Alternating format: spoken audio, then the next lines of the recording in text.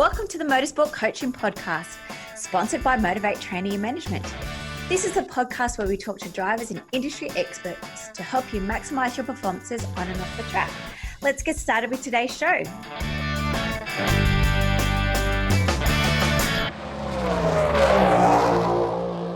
Jack and Amy Mildwaters are off-road racers from Darwin with an incredible story to tell on this episode of the Motorsport Coaching Podcast powered by Motivate Training.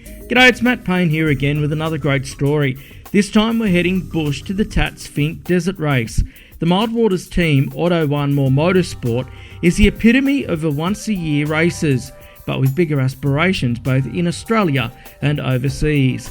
They bought a trophy truck and embarked on a personal challenge against the Finke Desert Race, which they have done for the last 3 years, Jack as the driver, his wife Amy as the co-driver. Jack's an Army veteran and is now a guide at the Territory Wildlife Park, while Amy's background is in events and marketing, having been a surfboat and IRB racer in the past. Their racing story is one of commitment and thinking outside the box to get sponsors like Auto One on board and to maintain them through a 12-month period, although focusing now just on the Finke. Before we get into Jack and Amy's story, do you need help with your social media, advice on optimising your diet and fitness for racing, or just have a general question about some part of your racing program?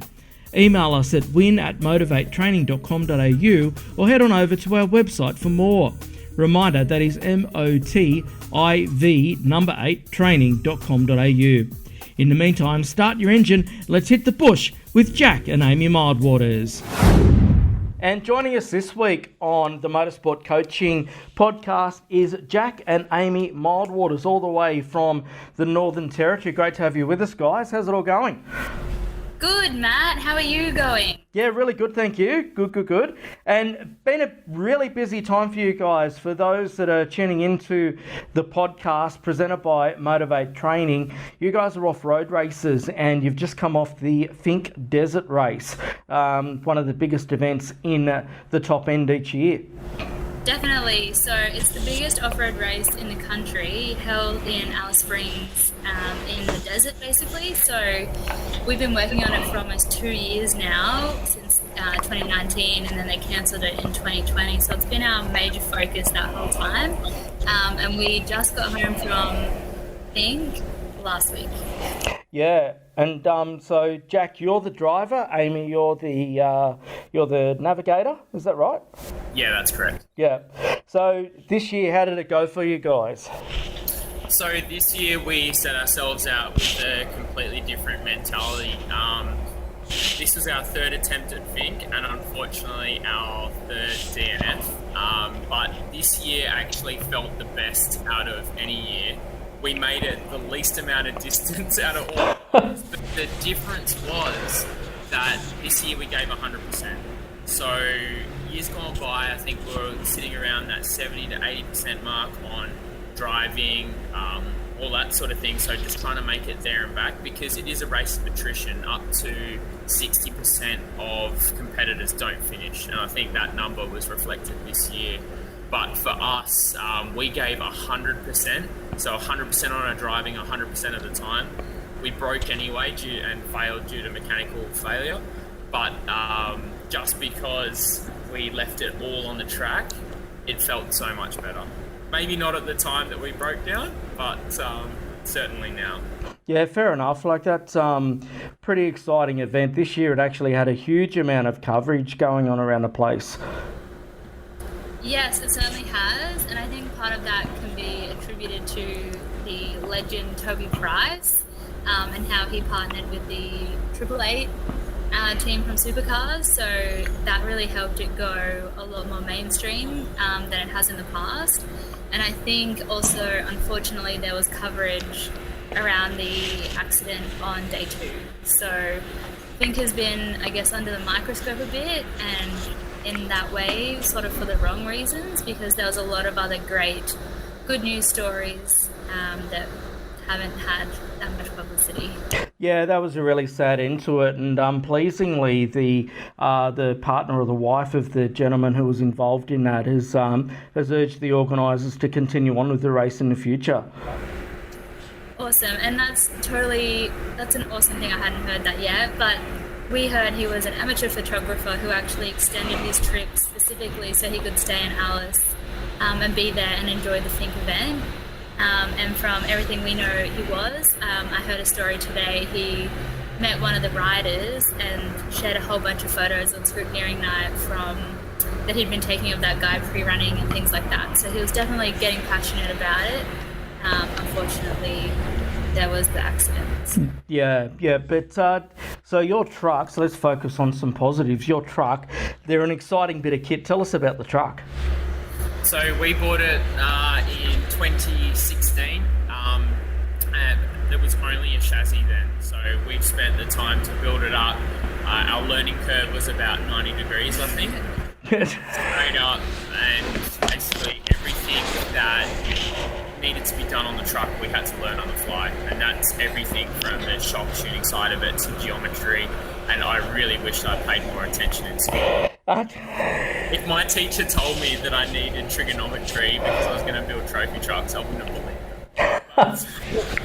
But so from then it's just been a massive work in progress and slowly developing and improving everything as we go along.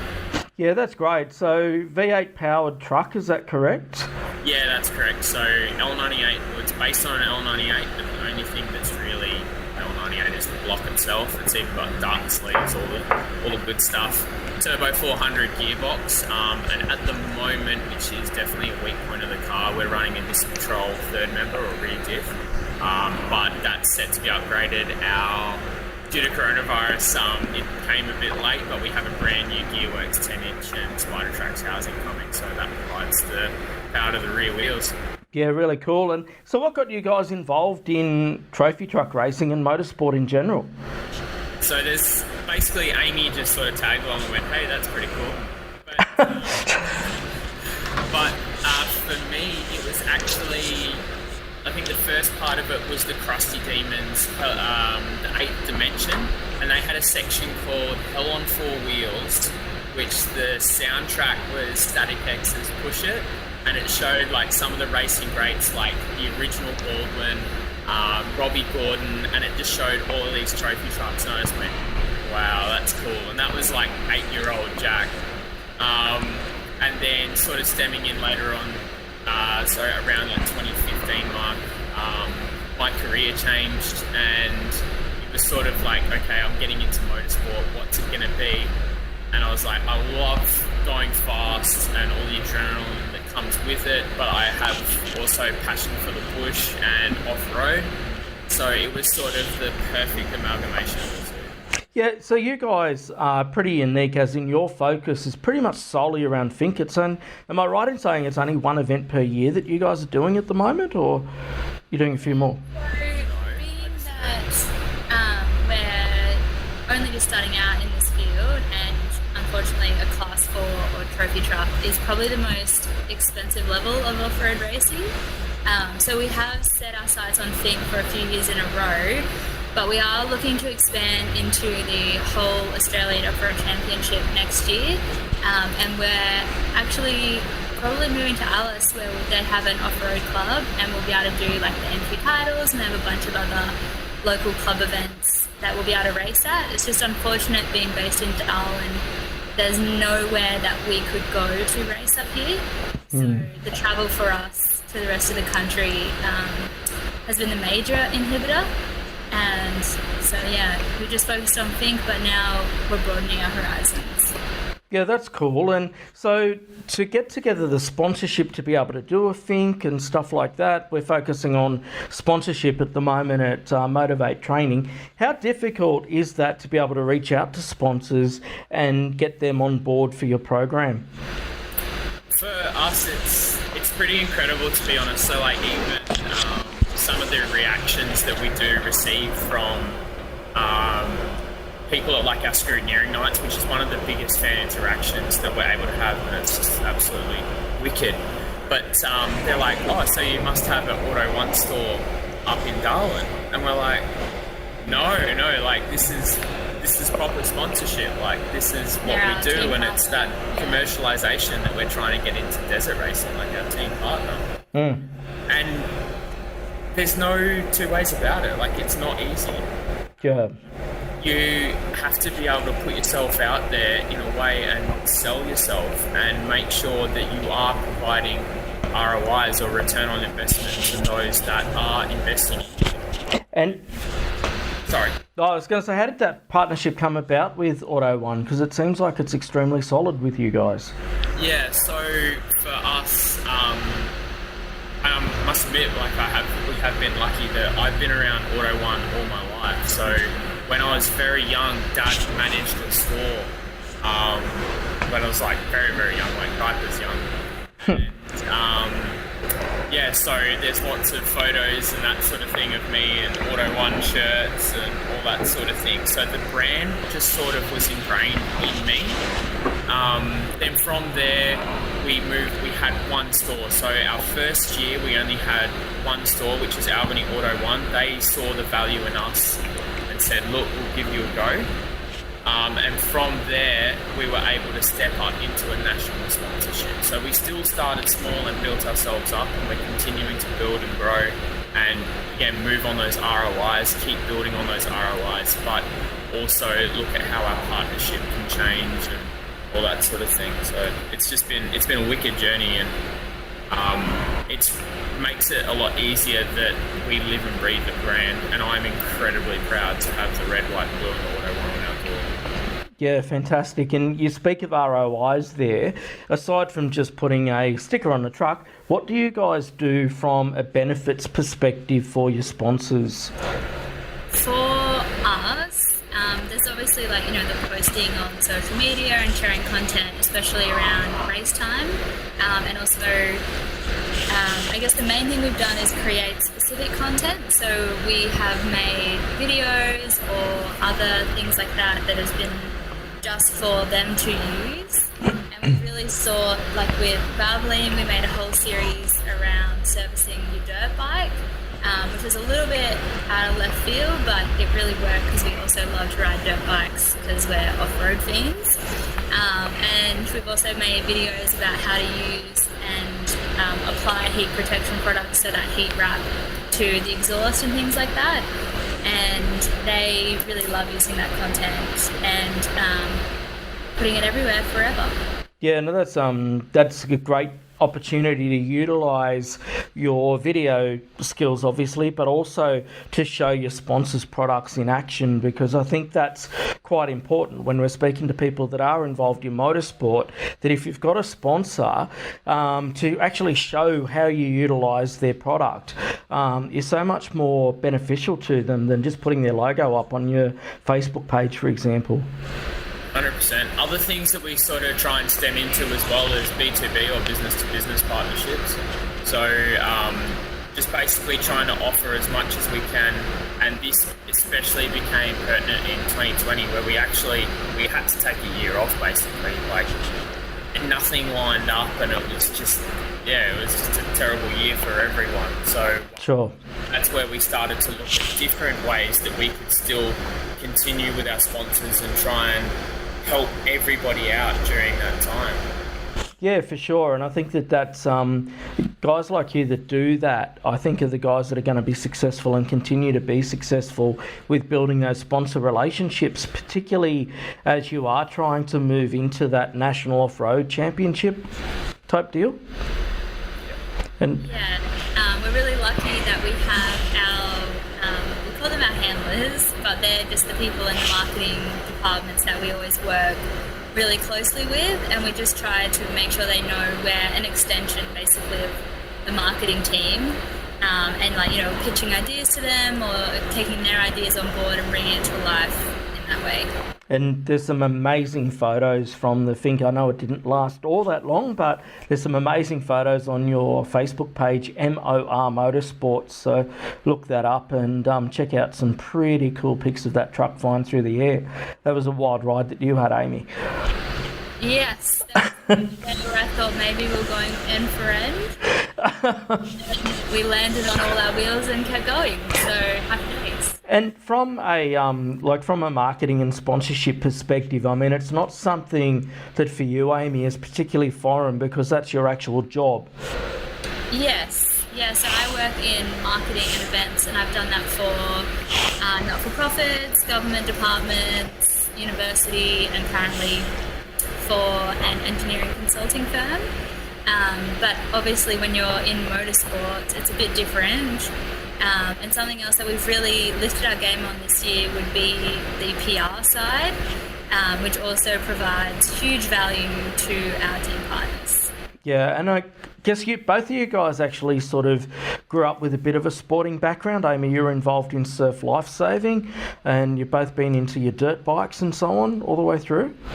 Yeah, so I know Jack said before, like when we were thinking of, are we going to settle down and buy a house, or are we going to do something a bit crazy since we're young? And when we chose to buy our race truck instead, it wasn't even that much of a surprise to my parents, because they've always seen me, keen to get that adrenaline in some way, shape or form. So whether it's IRB racing, surfboat racing, or my mum was just telling a story of how her and dad used to drop me down nice big drains in a pram when I was real little, and catch me on the other side. Apparently I would shake the pram and say, "Oh!"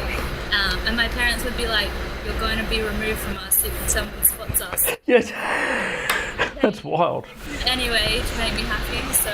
Yeah, and I guess, so coming through that surf lifesaving program, it gives you a bit of regimentation that you need for a motorsport team. And Jack, from your perspective, you have a military background, so therefore, again, that regimentation that needs to go into a motorsport team that you need. Definitely. For us, a huge portion of what we do is not even on track. So we were lucky enough to have a crew this year of 13 people. And so that means when you're in the middle of nowhere, you have a mobile workshop. We had to be extremely organised in terms of how our trunks were packed and inventory lists, and making sure the crew had jobs and were fed and were warm, because it was quite cold, especially going from Darwin to about -3. Wow. So I think definitely that's where Jack and I shined. Yeah, for sure. And so you do live in the top end. You live in Darwin, one of my favourite places in Australia because it is so unique. It's not really the motorsport outpost, is it? So it does add those additional levels of difficulty to what you're trying to do.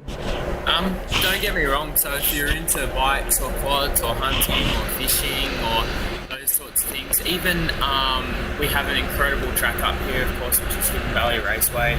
So the motorsports is definitely alive and well, but unfortunately there's just not that much desert in the tropics. Oh, I wasn't being disrespectful when I said that, because the Northern Territory Motorsports Board, it must be said, is the premier organisation in the country when it comes to funding motorsport and getting motorsport going, whether it's the supercars, whether it's karting, whether it's the speedway up there, that's for sure. It's but my point, I guess, was that you're not Melbourne, you're not exactly around the corner from a supplier, you're not like Queensland where you can just go and pick up the parts like in a 5-minute drive. Definitely. Australia Post is a foe. Yes. But on that, it also meant that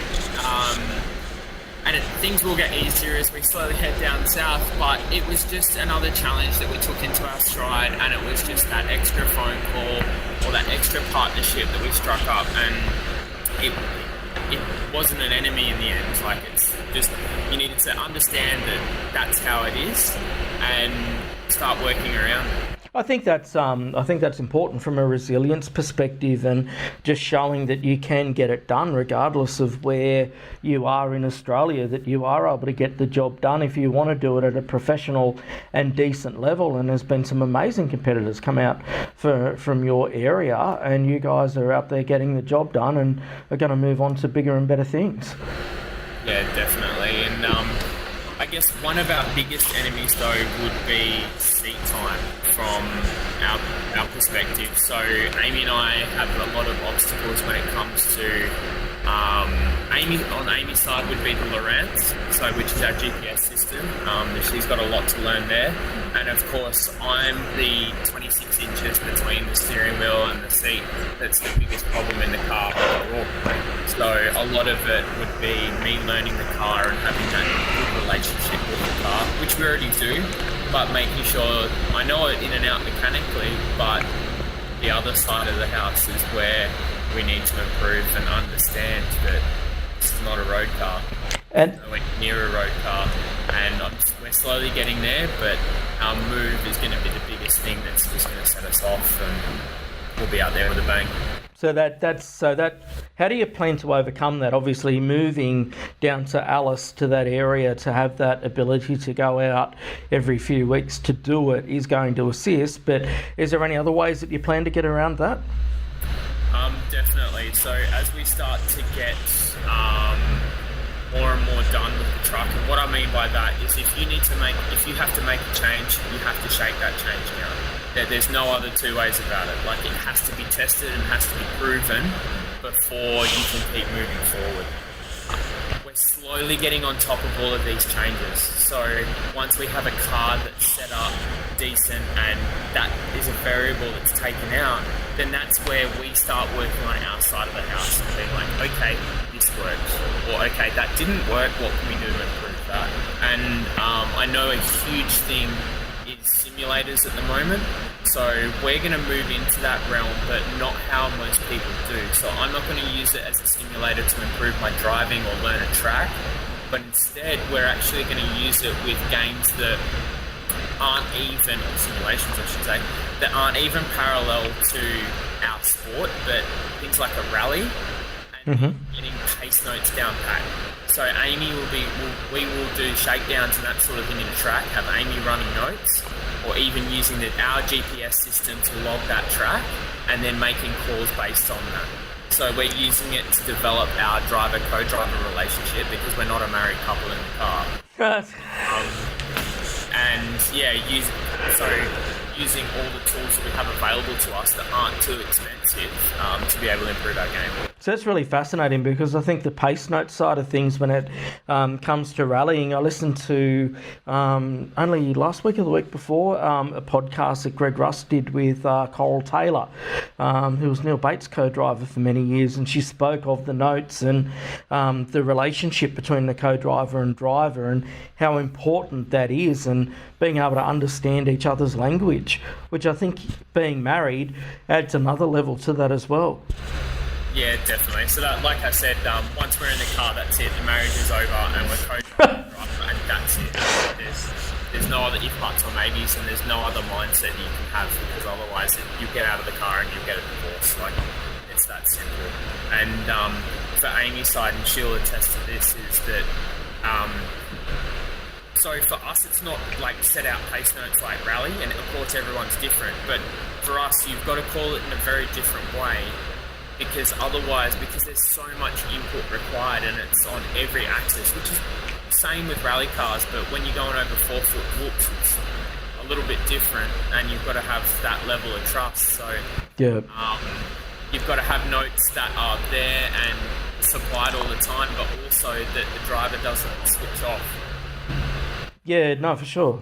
Block out, so because you're too busy as it is. So it's they're the sorts of challenges that we're working through at the moment. Might be a contentious question, but who wears the pants in the car? I feel like I do, because I'm almost all the time, whereas Jack is just there keeping the car going and racing, and then I feel like I can help Jack from an outside point of view, because Jack can get really in his head about things. So I know when we were racing and things like in our first 15 Ks, we hit a tree. And so for the two of us, it's quite a different reaction. So we hit it with a rear driver's side tyre. And in my mind, we kind of hit it, but everything was fine and we could keep going and the car felt alright. But for Jack, he's immediately mechanically sympathetic and he's thinking of, what have we broken, what's damaged, is the race over? And he is adjusting his driving style, which, is expected to happen because obviously we don't want to hit any more trees. but also just in case we've damaged something and he's trying to assess that while still racing. And so for me, I was like, if the tire's going to blow, we'll know about it. Like, just keep going, like push, that kind of thing, and trying to get him back out of his head and back into just racing and driving. So, yeah, in that way, I'd say I might wear the pants a little bit. But that's only because Jack needs that extra outside voice. It's a very professional answer. I was expecting something a bit different to that.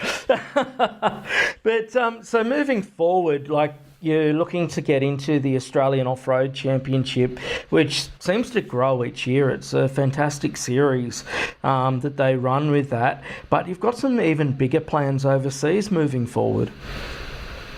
Yeah, so probably that's definitely a longer term vision. 5-ish years is where we put that benchmark. And longer in Jack's mind, but I guess this is where I wear the pants again. I'm a bit more ambitious than Jack. I'm ready to quit my day job and go full-time racing. And no offense to my full-time job. But I think we'd love to get, obviously, to the States, and I'm even learning Spanish so that when we get over there, we can hopefully crew, because Jack is a great mechanic and I can help with navigation or whatever else is going on, crew management, cooking, feeding someone, whatever. And then hopefully race in some capacity over there as well. Yeah, I mean, you've got a stated aim of the Baja as being one of the events that you want to do long term. Definitely. Baja is the absolute pinnacle of off-road racing basically in the world. Dakar is a different kind of racing. It's more of a rally raid, whereas Baja is definitely where trophy trucks shine, and like we call our race truck a trophy truck, but it is smaller and a whole bunch of other things compared to those big ones that race things like Baja. Yeah, cool. And so some of the people that have been your inspiration throughout your racing career so far, who have you guys tapped into? Who do you listen to, read, or what have you? So for me, it's kind of weird because I have a different way of learning, so I like to take in information from everybody that I possibly can and then file it, I guess, and say, like, I don't like that, or I do like that, and then start to look at people, I'm definitely not going to name this, but people that I don't like, people that I don't want to be like and never want to be like. And they're the sorts of people that I like to remember, because then when I'm stuck in a situation, I can be like, don't be like this person. But for inspirations and that sort of thing, someone that is definitely in the opposite end of the spectrum is Toby Price. So, like, he is everything that any bloke in Australia should want to be. Like, let's be honest. Yeah. If you look in the dictionary and you look perfect, there's a picture of Toby right there. Yeah, like he's an amazing guy. But to pick up on your point there, I really like what you've just said about finding the negatives in people that you don't want to be like, so you can then shape your own character after that. It's something that I do, which is probably to my detriment in some ways, but I look at a lot of people, like particularly being in motorsport, whether you're behind the wheel or in my case from a promotional PR side of things, and there's people, the way that they go about their business that is just not a nice way of doing things. So if you take that in and then you utilise that as a positive, I think that's a really big thing, and I really like that alternative viewpoint. Yeah, so for me, so like one of the biggest things now is that what you see is what you get. So, like, I am the same person during this podcast, during a radio interview, during our own videos. Like, I'm that same person in real life, but I swear a bit more. That's... Yep. Yeah. That's it, you know what I mean? So that was something that I saw that I didn't like. So now it's like, okay, I need to wear my heart on my sleeve and lay it all out there. I think that's a really good point, and certainly for the youngsters, the grassroots people coming through the sport, whether it's through go-karts or junior levels of circuit racing, speedway, whatever, that's a really good point, and certainly a tip that I'd certainly pass across, and I think that's fantastic that you look at things like that, and it was a terrific answer to the question. Cheers. Yes. So guys, we're coming up to about half an hour. Thanks for your time. We'll try and wrap it up. Let's give the sponsors a bit of a plug for the MOR Motorsport team. Sure, we have honestly quite a few amazing team partners. It's actually probably another tip that we could pass on to other competitors in off-road is we avoid getting trapped trying to list everyone who's contributed to the team because inevitably you forget someone, and that's never the intention. But, when we, the position that we're in, we're quite lucky to have been supported by so many people and businesses. So we've tried to make it a point that we just say thank you to all our amazing team partners. And that way everyone feels the love. No, that's great, guys, and you two are doing some amazing things. You're a great asset to motorsport in Australia, not just the off-road scene, and it's been wonderful to have you on the Motorsport Coaching Podcast. I'm sure that our listeners are going to get a fair bit out of that, and no doubt we'll all be watching when you get to the Australian Off-Road Championship, then, of course, across to Baja and maybe even Dakar in the years to come. That's it. There's plenty of opportunity ahead. No, good stuff, guys. Thank you for that. And thank you to Jack and Amy Mildwaters for joining us on the Motorsport Coaching Podcast. And we'll catch up with you next time. Thank you so much, Matt. Thank you. Bye. Did you enjoy that, guys? Jack and Amy have been part of our ambassador program for a while, and they're incredibly active with other members of the community. Make sure you follow the link in the show notes to join our ambassador page, and also keep your eyes peeled for more information about the Motorsport Conference, info coming soon. Feel free to hit us up with any ideas that you might have. Today's motivational quote comes from legendary NFL coach Vince Lombardi, who the Super Bowl trophy is named after. It's not whether you get knocked down, it's whether you get up. Thanks for joining us again on the Motorsport Coaching Podcast, powered by Motivate Training.